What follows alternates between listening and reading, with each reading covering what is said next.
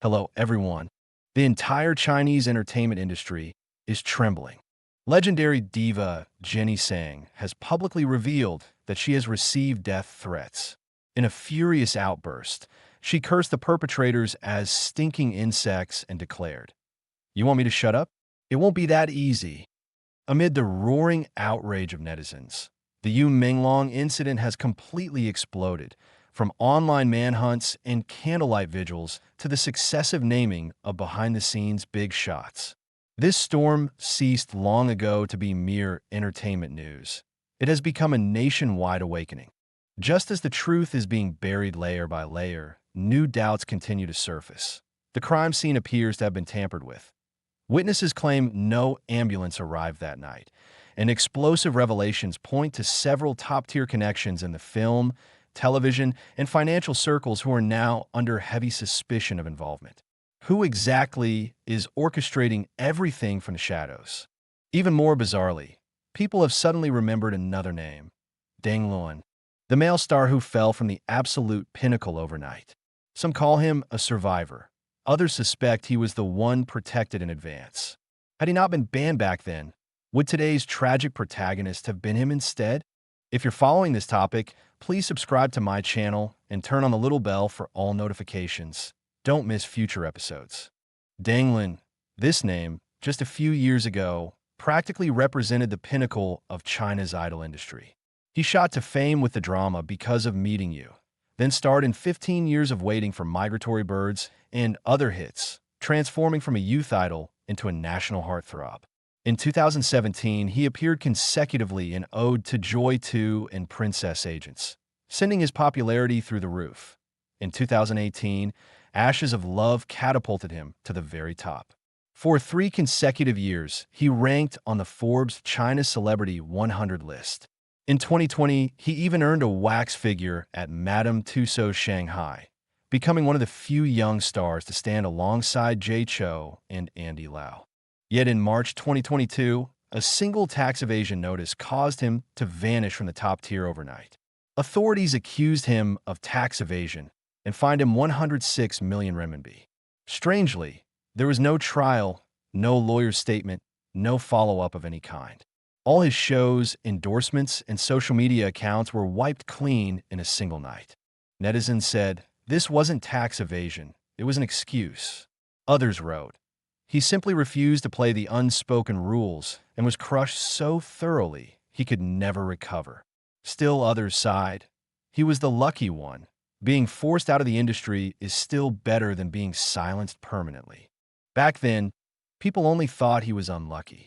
It wasn't until the Yuminglong incident erupted that everyone suddenly realized this kind of disappearance may actually be a form of protection and simultaneously a warning.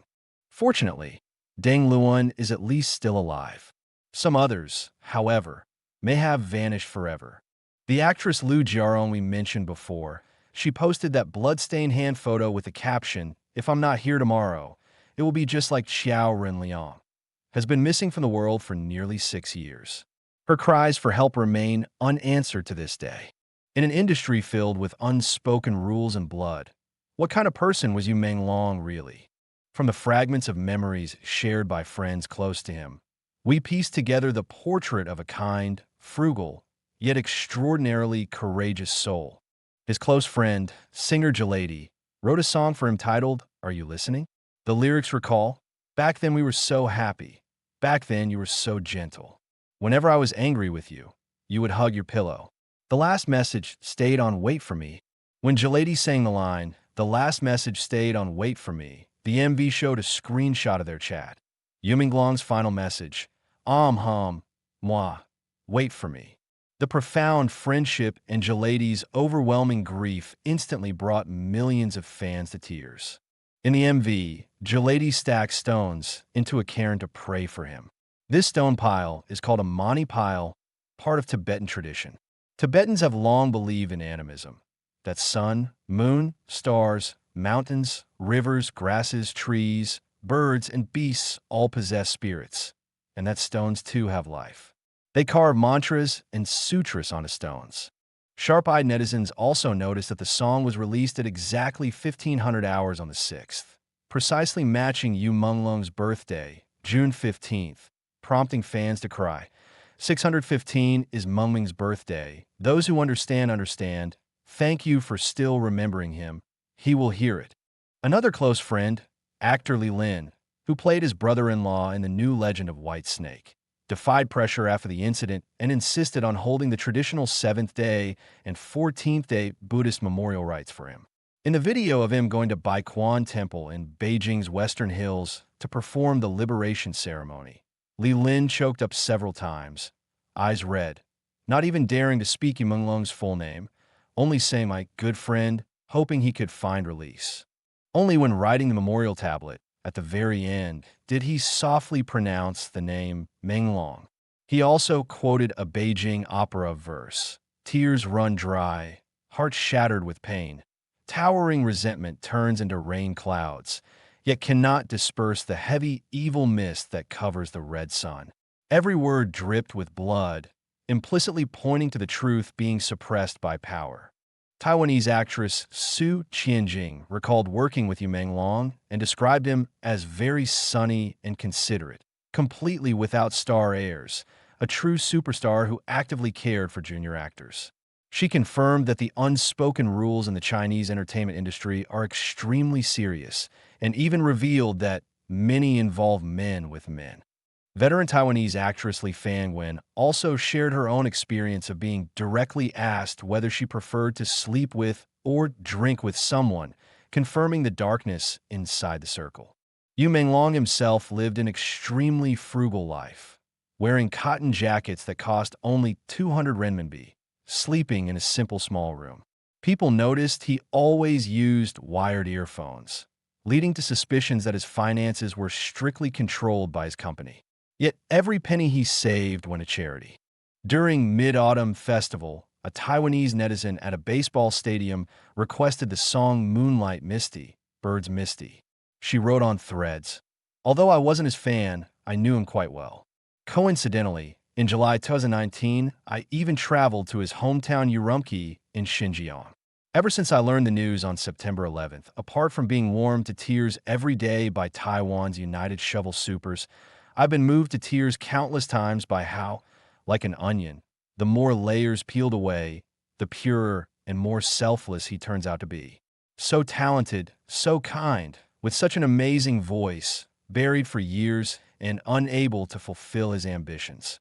Now he's even lost his life. Until his very last moment, he never gave up his love for life. It hurts so much. Recently, in the quiet of the night, my mood has been truly low. Besides signing the petition, the only thing I can do on this full moon mid-autumn night is request Moonlight Misty, Birds Misty for him who has become an angel in heaven, and for all of you. May he rest in peace. Yet a man this kind suffered the cruelest treatment. Netizens discovered footage from one of his old live streams showing obvious bruises and swelling on his fingers, raising suspicions that he may have been subjected to the ancient torture of finger crushing. A netizen claiming to be from the Beijing public security system posted that the circumstances of this case are extremely strange. The metal mesh window at the scene could not possibly have been torn open by hand. It could only have been cut with tools. Moreover, the deceased's facial injuries were severe and did not look like a simple fall from the 6th floor. When police arrived, no ambulance came at the same time. He said he felt helpless too, being inside the system. They can only follow orders. Whatever the higher-ups say, they do, go through the motions, take the body away, and close the case. While netizens continued digging for the truth, a screenshot of a Jihu comment from 4 years ago suddenly went viral on overseas platforms. Posted on September 11th, 2021, it read, "Heaven's mandate. For years from today, Menglong ascends. Then the meaning will be known." Friends, do you realize how terrifying this is? 4 years later, September 11th, 2025, is exactly the day Yuminglong died. The dates match perfectly. It feels like a script written long ago, a precisely executed sacrificial ritual. This is not groundless speculation. Commentator Mr. Wang Durian made a shocking discovery. The prime suspect in the Yuminglong case, screenwriter Aurora Guang, real name Li Ming, recently added an original plot to the drama Yuminglong that does not exist in the source novel. The crown prince was chosen from childhood by the emperor to take calamities in the emperor's place. His death was an arranged fulfillment of tribulation. Why would a screenwriter raised in an officially atheist country be so obsessed with the concept of sacrificial fate substitution? Mr. Wang's analysis. Although Aurora Guang is rumored to be Li Peng's grandson, his wealth and residence level do not match true top-tier princelings. His apartment is high-end, but only in the tens of millions range, not in prime locations. His collection of 18 Rolexes is worth only a few million, far below the billion-yuan level of typical CCP corrupt officials. Most crucially, real princelings are extremely particular about feng shui and would never allow their residence to become a murder scene, as that would devalue assets and damage their fortune. Aurora Guang's behavior does not look like that of a master. It looks like that of a servant taking disasters for the emperor. He not only wrote a sacrificial script, he may have turned his own life into part of the sacrifice. And Yuminglong became the most innocent and tragic victim in this sacrifice. The date of his death coincided with the anniversary of 9/11. His birthday, June 15th, is the same as CCP leader Xi Jinping's. These numerous coincidences have fueled a widespread online claim that he was sacrificed to extend Xi Jinping's life. Faced with the bizarre clues and heavy darkness revealed by the case, although the authorities are blocking information with all their might, the voice of justice has never been extinguished. Veteran diva Tseng has continued speaking out in recent days, furiously denouncing the evildoers as stinking insects. She said someone wanted her to shut up, but she fired back. Making me shut up is very simple. Show some real ability and surpass me. I'll disappear immediately. She urged everyone, don't walk away, to keep paying attention until the demons who did this are dealt with. She also revealed that another currently top male star, Xiao Zhan, has already been targeted by perverted big shots, and his future is worrying. This awakening is spreading among the Chinese populace. A medical aesthetics doctor shared that she watched a live stream of police promoting Beijing tourism, only to find the comment section filled with netizens' yin-yang sarcasm. Is there free fall or extreme bungee? I'm scared to try. Is this itinerary one way? No return. Go as a Beijinger, come back as a ghost. Is 37 years old suitable? The doctor sighed. Those netizens aren't joking. They're risking everything to say what cannot be said. Mengming's injustice still echoes, but seeing these comments, I know he did not die in vain. This awakening is quietly spreading across both the Chinese and overseas internet. This nationwide hunt for the murderer has ultimately pointed its spearhead at the very core of the CCP's noble families and the vast black industrial chain they control. Independent commentator Mr. Li Muyang, based on netizen revelations, conducted in-depth background investigations into several core suspects. Wang Yuchen, the person who claimed to be Yuminglong's close friend but instantly broke down when asked about dog photos, confirmed to be a senior manager in Tianyu Media's planning department, close friends with Song Yiren, Gao Tiyu, and Fan Shixin. Wu Gang, this private equity tycoon overlooked by many, is confirmed to control nearly 100 shell companies. His registered phone number is exactly the same as Yuminglong's studio, very likely one of the key figures controlling Yuminglong for cross-border money laundering. Kai Ichuan. Behind this name lies a massive state-owned enterprise network involving national defense logistics support. His Fujin Military Security Logistics Support Service Group Company Limited has registered capital of 15 million renminbi, but 0 employees. An ideal tool for arms smuggling and money laundering. Kai Chuan is not only from the same hometown as Kai Ija, rumored to be Kai Chi's illegitimate son, but has been photographed together with him. Their relationship is extraordinary.